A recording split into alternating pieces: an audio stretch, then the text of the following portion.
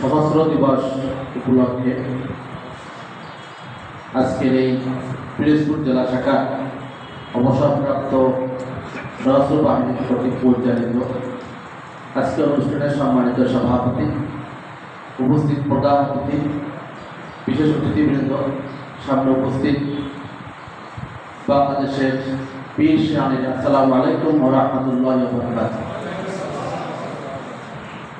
যাদের কারণে আমরা একটি সুন্দর বাংলাদেশ পেয়েছি, যাদের অবদানের কারণেই আজকেই আমরা কথা বলতে পেরেছি, তাদেরকে সামনে রেখেই আমি মূলত কথা বলতেছি। আমরা 1971 সাল দেখিনি, আমরা ইতিহাস পড়েছি, ইতিহাস থেকে আমরা জেনেছি, আমরা সেখান থেকে শিক্ষা পেয়েছি বাংলাদেশের যে কটি বাহিনী রয়েছে তার মধ্যে দেশের তরে জীবন দেওয়ার জন্য সকল বাহিনী প্রস্তুত, তবে তার চেয়ে বেশি সদা জাগ্রত হলো আমার সেনাবাহিনী ভাইরা। সম্মানিত সাবেক ছাত্র ভাইরা, যেহেতু আপনার পিরোজপুরের এই মাটির সন্তান, আমি আপনাদের কাছে কয়েকটি বিষয় আবেদন রাখতে চাই।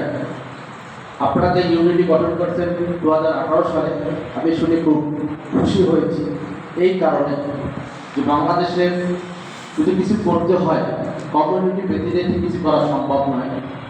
অবসরে যাওয়ার পরে আসলে নিজেকে অনেক নিশ্চয়ই মনে হয়। আমার আব্বা একজন ছোট চাকরিজীবী ছিলেন, অবসর যাওয়ার পরে দেখি তার অনেক ব্যাকুলতা বের হতো, বিভিন্ন কথা বলতে এইসব এই করতাম ওই করতাম, যে একটি ইউনিটি থাকে তাহলে এই একাত্মতা বোধ, অসহায়তা বোধ থাকে না।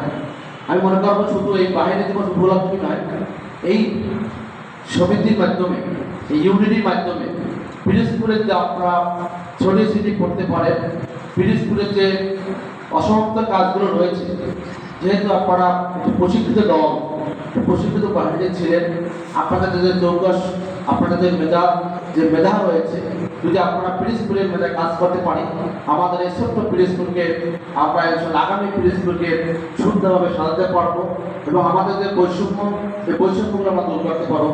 পিরোজপুরের এই ছোট্ট 60টি উপজেলার মধ্যে প্রায় 500 অবসরপ্রাপ্ত সেনাবাহিনী রয়েছে। এটা তো কম নয়, অনেক। যদি আমরা সকলে একসাথে আপনারা কাজ করতে পারেন, প্রতিটি উপজেলাতে যে কোনো দুর্যোগে, দেশের প্রয়োজনে সবার সামনে আপনাদের আমরা পেতে ইনশাআল্লাহ।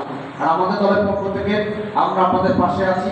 দেশের স্বার্থে যেভাবে আমরা 36 জুলাই আমাদের নেতৃত্বে, সংগঠনের বাংলাদেশের মানুষের নেতৃত্বে ছাত্র জনতা যেভাবে এই স্বৈরাচার সরকারকে তাড়িয়ে দিয়েছে, বাংলাদেশকে সুন্দর করার জন্য, একটি সুখী সমৃদ্ধশীল দেশ গড়ার জন্য আবারও প্রয়োজন হলে আমাদের ছাত্র, শ্রমিক, আম জনতা রক্ত দেওয়ার জন্য প্রস্তুত রয়েছে। আমরা চাচ্ছি বৈষম্যমূলক একটি বাংলাদেশ, যেখানে কোনো বৈষম্য থাকবে না। আমরা মালিক শ্রমিক কাঁধে কাঁধ মিলে বসবাস করতে চাই, এই আশা ব্যক্ত করি আমরা শেষ করছি। আসসালামু আলাইকুম ওয়া রাহমাতুল্লাহি ওয়া বারাকাতুহু। ধন্যবাদ জহিরুল হক ভাইকে সশস্ত্র বাহিনী দিবস 2024 উপলক্ষে তার মূল্যবান বক্তব্য দেওয়ার জন্য।